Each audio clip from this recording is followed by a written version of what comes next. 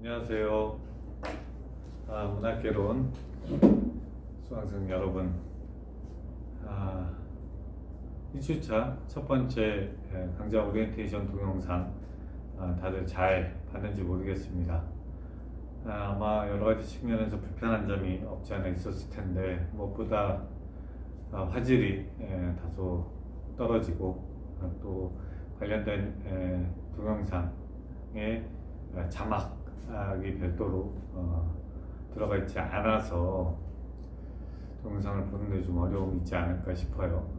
무엇보다 30분 넘는 시간 동안 제 얼굴을 보느라고, 저도 뭐 그다지 보고 싶지 않은 얼굴인데 큰 고통을 안겨드린 것은 아닌가 걱정스럽기도 합니다. 하지만 상황이 여의치 않아서 우리가 개강 후 첫 2주 동안 온라인 강의로 대체하기로 한 것이니까 여러분들도 보다 너그러운 마음으로 이 상황을 이해해 주기 바랍니다. 자, 오늘은 1주차 두 번째 시간으로 본격적으로 이제 강의를 시작할 텐데요. 오늘은 문학의 개념에 대해서 같이 살펴볼까 합니다. 조금 이따가 이 1주차 두 번째 시간의 강의 내용에 대해서 제가 설명을 해드리도록 하고요. 출석부를 지금 확인했는데 우리 아직 정정기간이 있기 때문에 수강 신청 인원의 변경이 있을 수는 있어요. 하지만 지금 현재 상태로 되어 있는 수강 신청 인원, 제가 이름 한번 불러보겠습니다. 먼저 지금 현재 그 20학번 1학년 학생들이 있는데, 이제 이 학생들은 아마도 다른 강좌로 수강 정정을 하게 되지 않을까 싶고요. 그런 면에서 그 두 학생을 빼면 국사학 전공의 노승후 학생이 있고요. 그 다음에 불교학부의 박경재, 지호순 같은데 정확히 잘 모르겠어요. 제가 직접 뵙지를 못해서. 그 다음에 이제 국어국문학과 4학년 배은주, 그리고 3학년 사카이 네네, 아마 짐작컨대는 유학생인 것으로 보이는데요. 그리고 국어국문학과 3학년 신상우, 그리고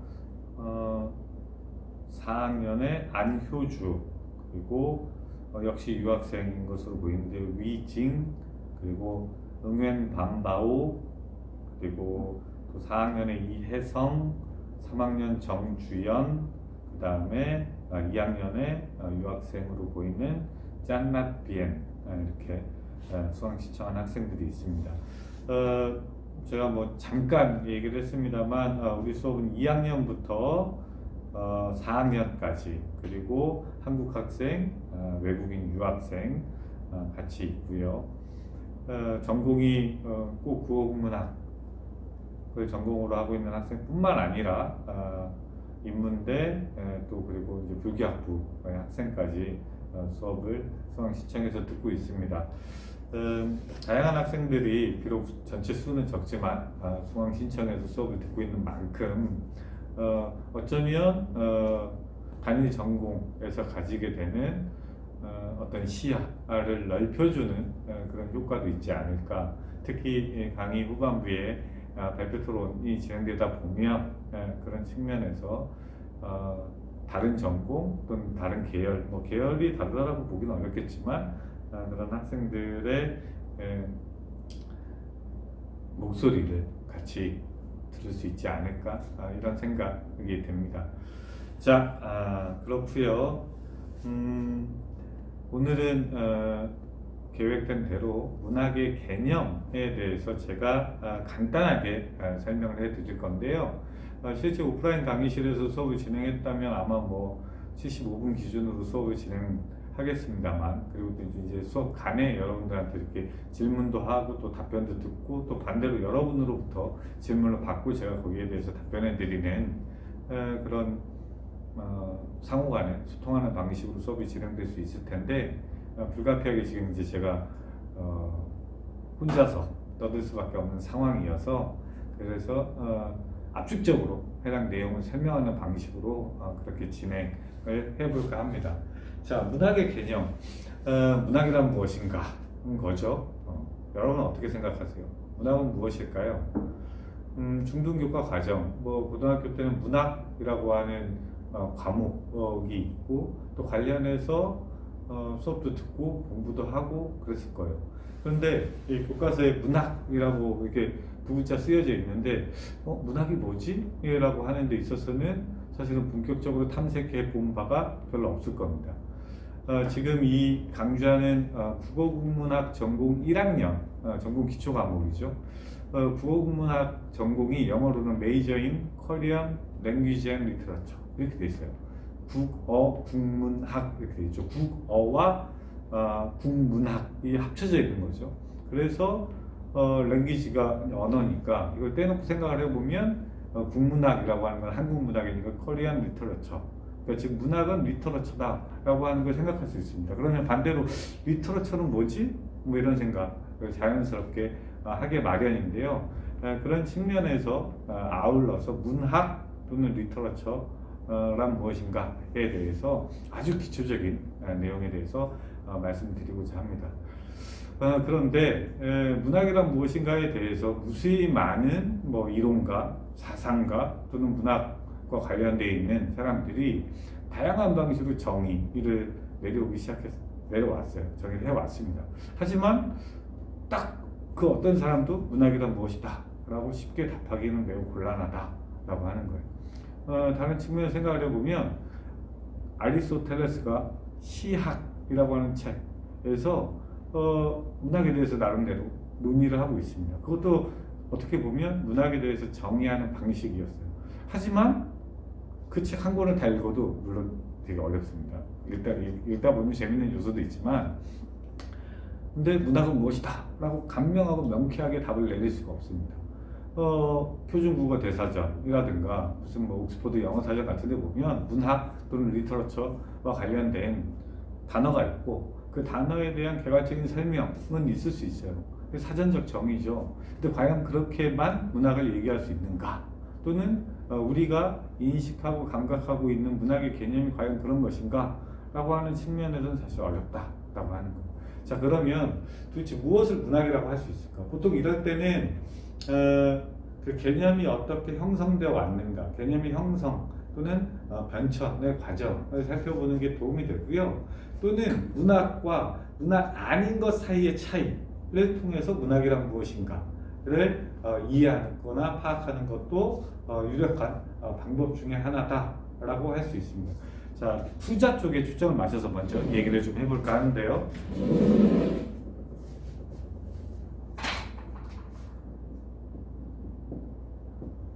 우리가 지금 문학의 개념에 대해서 같이 살펴보려고 하는데 그럼 문학의 상위 범주에는 뭐가 있을까?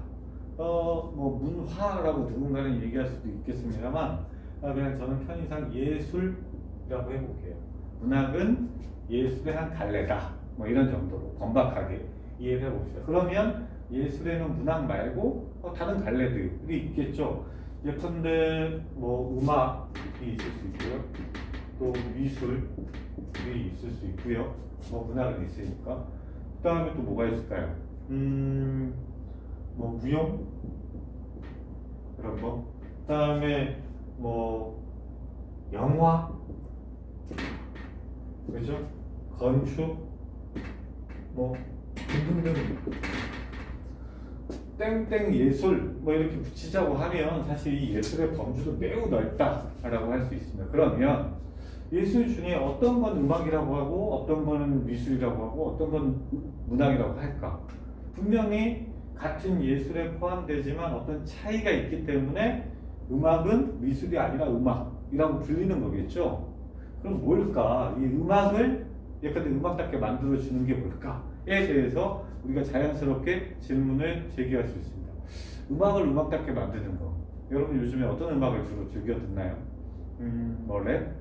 아니면 뭐 최근에 한국 사회에서 상당히 유행하고 있는 트로트? 트로트는 아무래도 뭐 여러분들하고 조금 다소 거리가 있을 수 있습니다만 워낙에 미디어에서 인기를 부과하고 있으니 관련되어 있는 프로그램 같은 것들을 여러분들이 볼 수도 있지 않을까 싶은 생각이 들어요. 뭐 한류에 일하는 거 K-팝 또는 뭐 BTS의 음악 같은 것들을 즐겨 들을 수도 있을 겁니다. 음악 안에도 물론 다양한 장르들이 있죠. 락도 있고, 팝, 뭐 그런 거 하면 뭐 랩, 뭐 이걸 이제 균등하게 구분 지을 수는 없겠습니다만 어찌됐든 그런 것들을 음악이라고 했을 때 음악을 음악답게 만들어주는 건 뭘까? 뭘까요? 한번 생각해 볼래요? 다양한 방식의 대답이 나올 수 있지만 무엇보다 음악을 음악답게 만들어주는 건 소리라고 할 수 있습니다. 음악은 이 소리를 어떻게 만들어내고 전개시키고 그걸 조합하는가와 관련된 부분이겠죠. 이걸 뭐라고 그러냐면요, 음악의 형식적 자질이라고 합니다. 음악을 음악답게 만들어주는 것을 뜻해요, 소리. 그러면 미술은 뭘까요? 미술에도 뭐 물론 다양한 게 있죠. 회화, 페인팅, 그런가 하면 조각, 조형과 관련된 그런 것들도 있고, 또 뭐 현대 미술 같은 경우에는 뭐 팝 아트도 있고 다양한 뭐 행위, 뭐 설치 미술 이런 것들도 있지만 그냥 여러분들 쉽게 편하게 떠올리기 위해서 회화, 캔버스에 있는 그림을 떠올려 보세요. 그러면 그 그림 미술을 미술답게 만들어주는 요소는 뭘까요? 이것도 역시 뭐 다양한 방식의 답이 나올 수 있습니다만 여러분들이 유년기 때부터 그림을 그린다라고 했을 때 주로 뭘 썼는가를 한번 생각해 보세요. 노래를 한다라고 했을 때 음악은 소리를 운영하는 거잖아요. 그러면 미술은 뭐다? 그렇죠. 여기는 뭐냐면 색입니다. 색. 이거 배치하고 쓸 것인가 라고 하는 것과 관련해서 문학은 좀 이따가 우리가 마지막으로 같이 살펴보도록 하고요. 무용은 뭘까? 현대 무용, 뭐 고전 무용, 이 무용, 인간이 이렇게 몸짓한 몸짓입니다. 이 무용은 뭘까요? 이거는 인간의 신체를 통해서 구현해내는 거죠. 그래서 인간의 몸이 오는데 그냥 단순히 이렇게 몸이 빳빳하게 서 있으면 안 되잖아요. 몸이 움직여야 되잖아요. 그래서 몸짓이 무용을 무용답게 만들어주는 형식적 자질이다라고 할 수 있습니다. 영화, 영상예술인 영화. 이거는 씬, 장면. 이 영화의 장면을 어떻게 배치하고 분할하는가, 이 장면을 어떤 식으로 중첩시키는가, 뭐 영화에 다양한 기법들이 있습니다만 이 장면을 단거하는 거죠. 자, 그다음에 마지막 건축 있어요. 건축도 여러분 예술이죠. 오래된 무슨 왕조의 건물, 특히 여기 이제 경주에 보시면 다양한 문화재들이 있죠. 뭐 오래된 사찰 같은 경우도 있고 석탑도 있고 이게 다 건축물입니다. 그럼 이런 건축물들은 어떻게 가능한가라고 생각하려면 사람들이 대부분 그 진료를 떠올려요. 뭐 약간 흙이라든가 돌이라든가 아니면 뭐 건축 뭐 요즘에 그렇게만 그런 걸로 건물을 짓진 않죠. 근데 건축이라고 했을 때 여러분들이 떠올리는 건물의 모양을 생각해 보세요. 그 모양을 가능하게 만드는 게 뭘까? 그 형태죠, 형태. 그 형태를 가능하게 만드는 거. 그건 바로 다른 게 아니라 선입니다. 선을 통해서 점과 점을 연결한 선을 통해서 면을 만들고요. 그 면과 면을 붙여서 입체적인 공간을 만듭니다. 여러분 우리 어떤 세계에 살고 있죠? 3차원의 세계에 살고 있습니다. 자, 여러분들이 보시기에 왼쪽 편 전면에서요. 오른쪽으로 하나의 선을 긋습니다. 그리고 위에서 아래로 선을 그으면 2차원이 면이 나타납니다. 그리고 앞에서 뒤로 선을 그으면 입체적인 3차원의 공간이 형성되죠. 혹시 여러분 중에 아닌데 나는 4차원의 세계에 살고 있다. 착각입니다. 4차원의 세계는 지금 우리가 살아가고 있는 세계 이 3차원의 공간으로 구현되지 않습니다. 선. 자, 이처럼 예술의 다양한, 뭐 여기 지금 몇 개 적진 않았지만 음악을 음악답게 만드는 것, 미술을 미술답게 만드는 것, 무용을 무용답게 만드는 것 이런 형식적 자질도 있는데 그렇다면 문학을 문학답게 만드는 건 뭘까? 이게 중요합니다. 왜? 문학을 다른 예술들과 구분시켜 주는 것이니까. 문학만의 특징. 이게 바로 뭐냐면 요 앞에 문, 나중에 이제 뒤에 다시 잠깐 얘기를 하겠습니다만 뭐 한자로 쓰면 이렇게 쓰죠. 이게 무슨 자죠? 네. 그걸 문입니다. 무슨 말이냐? 문학하다라고 했을 때 글, 말과 글, 즉 언어를 형식적 자질로 갖는다라고 하는 점에서 문학은 여타의 다른 예술의 장르들과 차이를 갖습니다. 이 말은 무슨 말이냐? 문학의 아주 독특한 특징이라고 하는 것은 이 언어를 어떻게 사용하는가에 따라서 달라진다라고 하는 거예요. 물론 문학의 언어라고 하는 것이 특별해 보인다라고 생각할 수 있어요. 예를 들어서 시인이 쓰는 시의 언어, 소설가가 쓰는 소설의 언어, 드라마, 극작가가 쓰는 희곡의 언어는 우리가 일상생활 속에서 일반적으로 사용하는 언어와 다르다라고 생각하는 경향이 있습니다. 근데 다르지 않아요. 그 문학의 언어는 일상의 언어로부터 출발합니다. 근데 이제 오늘은 그 얘기를 하려고 하는 건 아니고요. 문학을 문학답게 만드는 것 중에 가장 중요한 것 중에 하나가 바로 언어성입니다. 언어를 특징으로 갖는다라고 하는 거예요. 예술, 비아트, 가공품, 만들어내는 것이기도 하죠. 그러니까 창조물이기도 해요. 그래서 문학은 무엇을 창조한다? 언어를 바탕으로 해서 창조된 세계를 뜻한다라고 하는 거예요. 언어를 바탕으로 해서 창조된 세계? 그게 꼭 문학만 있을까? 이렇게 생각할 수 있죠. 자연스럽게 여러분들 이렇게 생각할 수 있습니다. 언어를 쓰는 것, 문학 말고도 있는데요. 예를 들면 신문 기사도 있고요. 저 지금 카톡 왔는데 카톡도 언어로 하는 거 아닌가요? 물론 거기에 다른 비언어적인 어떤 기호들이 있긴 하지만 그것도 넓게 보면 언어 아닌가요? 맞습니다. 지금 무슨 말이냐? 문학만 언어를 형식적 자질로 갖진 않아요. 하지만 문학이 예술의 다른 장르들에 비해서 언어에 매우 민감하다. 언어에 더 초점을 맞춘다 라고 생각해야 되고, 그 다음에 언어를 사용하는 데 있어서 문학이 어떤 차이를 갖느냐? 반드시 꼭 그런 건 아닌데요. 여러분이 문학하면 관습적으로 떠올리는 문학 작품을 생각해 보세요. 시, 소설, 드라마, 수필이라고 하는 거. 물론 수필은 약간의 차이는 있습니다만 어쨌든 시, 소설, 드라마, 문학의 3대 장르, 우리 다음 시간에 공부를 할 텐데요. 그거 생각을 해보면 현실, 실제 내가 살아가고 있는 세계, 내가 만나고 있는 사람, 내가 지금 하고 있는 일과는 다른 어떤 세계다라는 인식이 있습니다. 무슨 말이냐? 이 언어 플러스 문학의 가장 중요한 건 상상. 물론 반드시 이렇게 정의하지는 않아요. 상상의 세계를 구축한다 라고 하는 점에 초점을 맞출 필요가 있습니다. 물론 여기 지금 음악이나 미술 이런 것도 상상력에 기반한, 그러니까 여기 지금 제가 상상력이라고 썼지만 창의력, 창조력 이런 식으로 생각할 수도 있죠. 다른 예술 작품도 그렇습니다. 그런데 문학은 그런 측면에서 놓고 보면 언어를 특별히 활용하고 있다.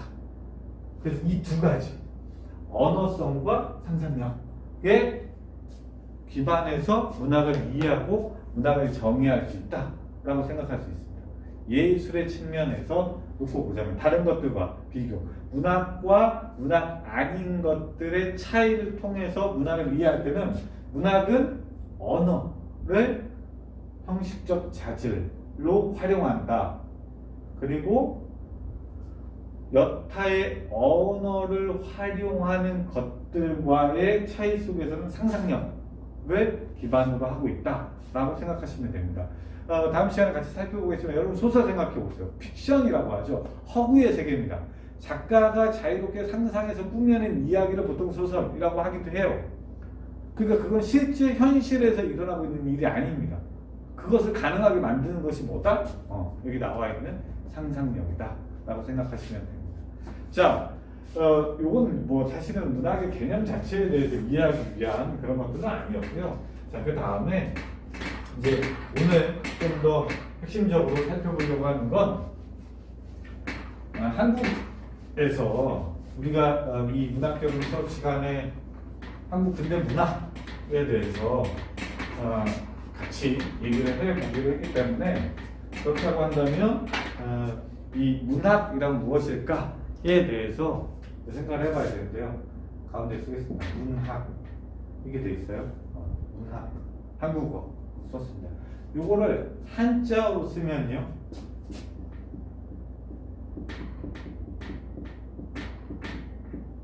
이렇게 쓰죠. 문자 잘 써야 되는데. 그런 문자에 배울 학자. 글을 배운다. 뭐 이런 의미가 되죠. 그 다음에 영어로 쓰면 그냥 대문자로 쓸게요. 리터처 라고 합니다. 자, 요 한자로 썼을 때 문학과 영어 리터처로 썼을 때 문학이라고 하는 개념은 사실 달라요. 지금 우리가 문학이라고 했을 때 요 두 가지의 의미가 모두 다 포함되어 있습니다.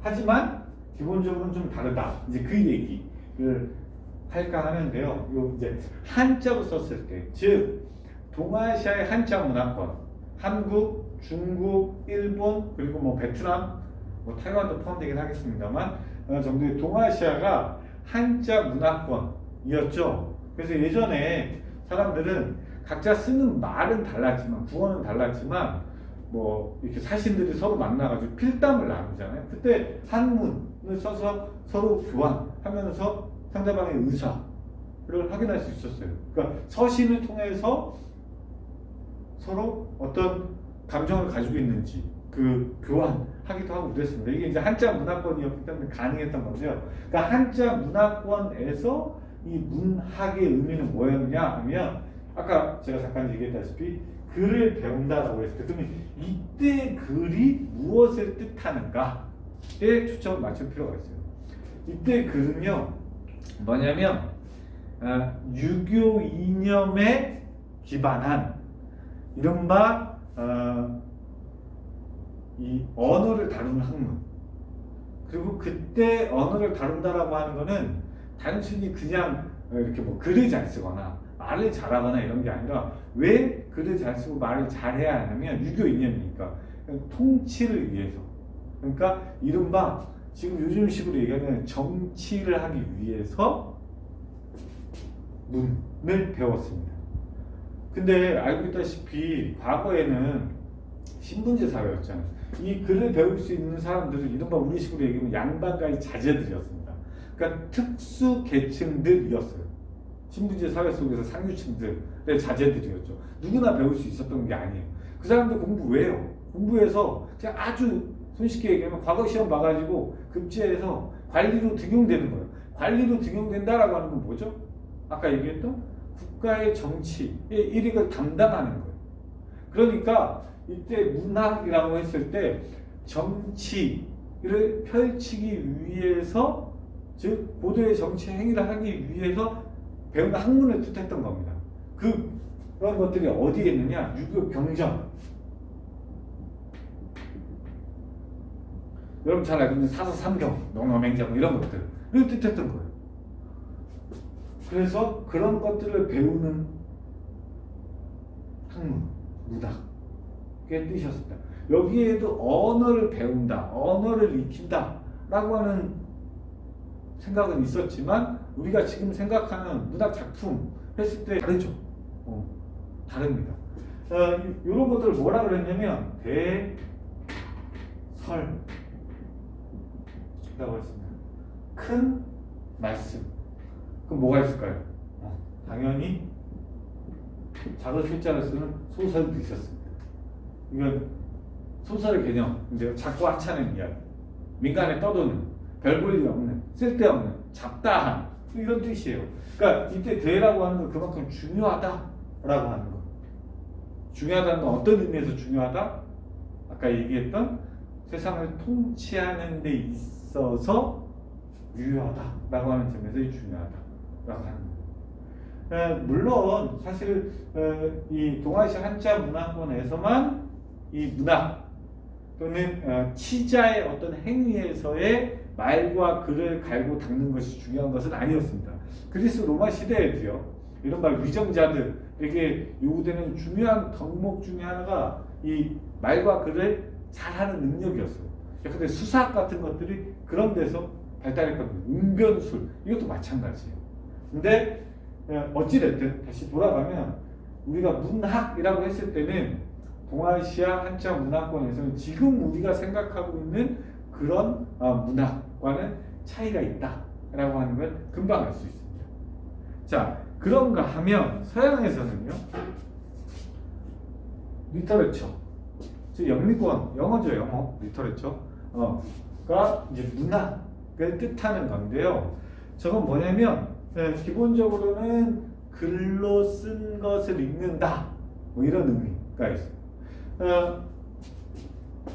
여러분, 이 리터레처, 어원 라틴어 리테라에서 출발합니다. 하지만 이 리터러처와 관련된 다양한 단어들이 있어요. 그 중에 하나가 뭐냐면 리터러시. 여러분 요즘에 인터넷 리터러시 뭐 이런 말도 있어요. 그게 뭐냐면 문해력입니다. 문자 해득 능력. 의사소통을 위한 기본적인 전제 조건 중에 하나인 그 문해력을 뜻할 때. 그러니까 뭐냐면 이 리터러처도 기본적으로는 언어를 읽고 이해하는 능력, 이런 것들을 뜻했어요. 하지만 이게 지금 이제 우리가 알고 있는 근대적 의미에서의 문학, 이른바 시, 소설, 희곡 이런 개념으로 확장됐거나 또는 변형됐던 시기가 있습니다. 그게 서양에서도 대체로 근대 시기가 됩니다. 18세기가 돼요. 물론 그 이전에도 이른바 이 리터레처에 준하는 그런 형식들 또는 그런 글쓰기들이 있었습니다. 왜 없었겠어요? 서사 양식이 있었고 서정 양식이 있었고 극 양식이 있었고 더 뭐 위로 올라갈 수도 있었을 테니까. 근데 이제 우리가 부르는 문학이라고 하는 거는 단순히 글을 읽고 쓸 수 있는 능력을 뜻하는 건 아니죠. 그리고 이제 그런 측면에서 이쪽으로 다시 와 보면 우리가 문학이라고 말할 때는 이 두 가지 요소가 다 있다라고 얘기를 했는데요. 사실은 근대 문학은 이 리터러처의 번역어로 성립합니다. 무슨 말이냐? 문학하고 이 영어로 번역하면 리터러처로 쓰이는데요. 이 문학이라고 쓰고 이 안에는 영어식 리터러처의 표기법에 내재된 의미가 포함되어 있어요. 그래서 문학에 관한 인식, 관념, 제도 이런 것들이 사실 이 문학이라고 하는 개념 속에 다 녹아 들어가 있습니다. 어렵죠. 물론 오늘 이제 이걸 다 할 수는 없고 이 한 학기 동안 문학 개념 시간에 이제 그걸 조금씩 쪼개서 살펴보려고 하는 건데요. 이게 이제 번역됐다라고 했는데요. 번역어가 되는 거죠. 그럼 이게 어떻게 번역이 된 거냐라고 하면 근대 초기에 한국의 지식인 청년들이 일본이라든가 서양으로 유학을 가거나 또는 서양의 선진 문물을 접하게 됩니다. 그러면서 문학이라고 하는 새로운 형식을 알게 돼요. 문학은 뭐지? 그 이전에도 당연히 글쓰기가 있었습니다.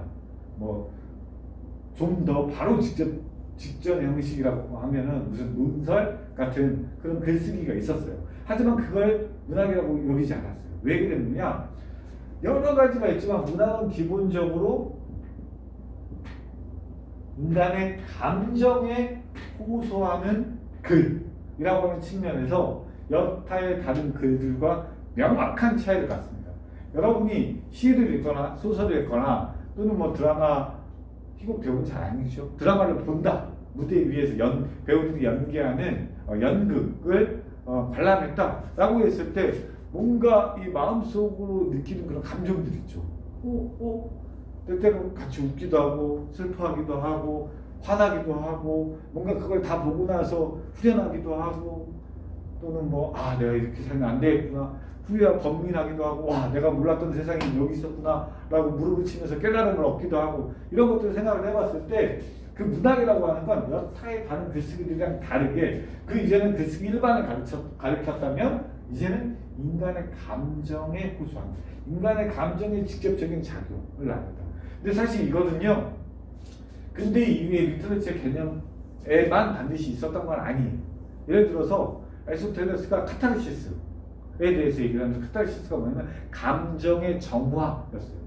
그래서 비극을 보고 나서 뭐 꼭 비극이 아니어도 되긴 합니다만 비극을 감상하고 나서 이 청중으로서 내가 그 비극을 본 다음에 감정의 정화를 이 마음속에 때 그럼 우리는 쉽게 때가 사라지지 않겠죠.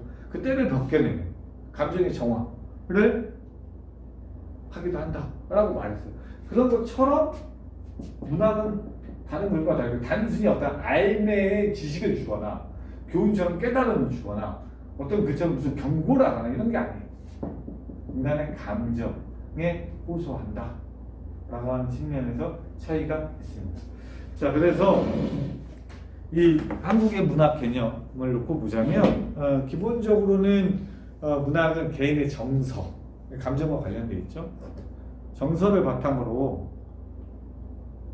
하는 주관의 세계. 이제 나중에 문학 발생의 역사적 조건들에 대해서도 다시 얘기를 하겠습니다만 문학은 어떤 집단, 군중 또는 다중을 대상으로 하는 건 아니에요. 어떤 한 개인. 이거 아주 중요합니다. 개인의 영역, 개인의 감정이라고 하는 것과 밀접하게 관련되어 있고요. 그 다음에 아까 처음에 얘기했던 것처럼 이 감정에 호소하기 위해서 어떤 세계를 구축해내느냐라고 했을 때는 그거는 상상의 세계를 창조해야 된다. 단순히 현실에 있는 세계를 그대로 담아서 보여주는 무슨 리포르타주라든가 보고가 아닙니다. 문학 안에도 물론 현실 세계가 들어옵니다. 반영론적인 관점에서. 하지만 문학은 단순히 현실의 모방에 그치지 않아요. 그리고 모방인 것처럼 보이지만 사실 100% 모방은 불가능하거든요. 그런 측면에서 문학은 상상의 세계. 그 문학자, 시인, 소설가, 극작가가 만들어낸 허구의 세계다라고 하는 것을 생각해 주실 필요가 있고요. 그리고 이 문학 안에는 다양한 인간관 세계관이 피력되기도 하고 그런 측면에서 이 문학은 어찌됐든 간에 이 동시대를 살아가고 있는 사람들에게 하나의 그 현실을 재인식할 수 있는 거울로서 존재한다 라고 얘기할 수 있습니다. 어렵죠. 제가 지금 문학의 개념에 대해서 지금 여기 나와 있는 무슨 한자로 쓰는 동아시아 한자 문화권에서의 문학 또는 영어 리터러처에 대해서 단순히 언어를 배우고 익힌다, 공부한다 라고 하는 측면에서만 얘기한 것이 아니라 그것이 이렇게 번역되어서 서로 이렇게 같이 뒤엉켜 있는, 접합되어 있는 그런 부분에 대해서만 잠깐 얘기했습니다만 중요한 건 문학의 개념을 한마디로 정의하는 건 매우 어렵습니다. 저도 정의 못해요. 하지만 중요한 건 문학을 문학답게 만드는 건 뭘까? 문학이 다른 비문학과 갖는 차이는 뭘까? 라고 하는 측면의 첫 번째 언어. 언어는 반드시 고려해야 된다. 두 번째 상상력, 상상의 세계라고 하는 이 부분에 대해서 감안해야 되고 요걸 바탕으로 뭘 하냐면 인간의 감정에 호소한다 라고 하는 거.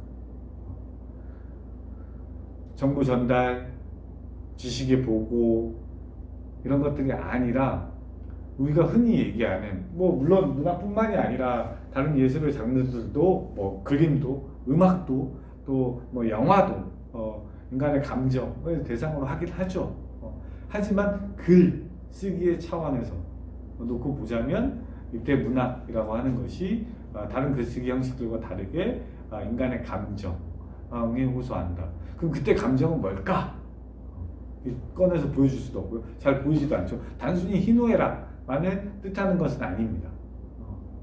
그래서 그런 부분들은 이제 앞으로 우리가 같이 살펴보게 되지 않을까 싶은 생각이 들어요. 자, 1주차 두 번째 시간 문학의 개념에 대해서 아주 짧고 간단하게 살펴봤는데요. 이 한마디로 정의할 수 없는 문학의 개념에 대해서 이 시간에 여러분들에게 확답을 주는 것은 뭐 어려운 일이고요. 앞으로 이제 문학은 그러면 어떻게 해서 발생했는가, 어떤 그 역사적 조건들을 가지고 있는가, 문학의 하위 갈래 장르들은 또 뭐가 있는가, 그것들의 특징은 뭔가, 문학은 어떻게 형성되고 전개되어 왔는가, 문학사적인 특징은 뭔가, 이런 것들을 다 아울러 놓고 봤을 때 이제 한 학기가 지나면 문학은 대체로 이러이러한 것이구나 라고 감을 잡을 수 있게 될 겁니다. 이제 시작이니까 첫술에 배부를 수 없죠. 조금씩 이렇게 함께 앞으로 나아가면서 공부해 봤으면 좋겠고요. 이제 이렇게 되면 1주차 온라인 동영상 강의 대체 이제 이것도 유튜브에 올려두고 여러분들한테 안내를 해드릴 텐데요. 확인을 하시고요. 뭐 여러 상황이 있습니다만 어찌됐든 2주까지는 이렇게 온라인 비대면 강의를 하기로 했으니까 다시 한번 불편함이 있다고 하더라도 여러분들이 이 불편한 부분 양해해 주기 바랍니다. 그리고 끝으로 이 클래스에 제가 공지글을 올리고 URL 주소 이렇게 링크 걸어놨잖아요. 링크 연결은 안 되는데 여러분 제가 지금까지는 문자를 계속 보냈는데요. 요번 2주차 동영상까지는 제가 문자를 개별적으로 계속 보낼 거예요. 하지만 이제 앞으로는 여러분들이 자유롭게 이 클래스에 들어가서 수시로 확인해 줬으면 합니다. 자, 그러면 다소 짧은 감이 없잖아 있지만 오늘 문학개론 1주차 두 번째 문학의 개념에 관한 내용은 여기서 마치도록 하겠습니다. 자, 듣느라 고생했습니다. 감사합니다.